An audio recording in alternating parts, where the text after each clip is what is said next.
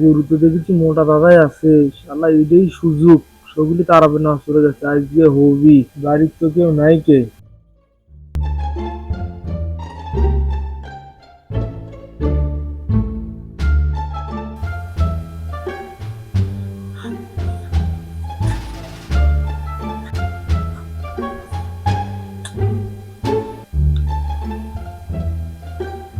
চাবি তো একটা আমার কাছে আছে, চাবি তো আমি বাইরে নিয়ে আসছি। দেখি একটু চেক করি খুলে নাকি।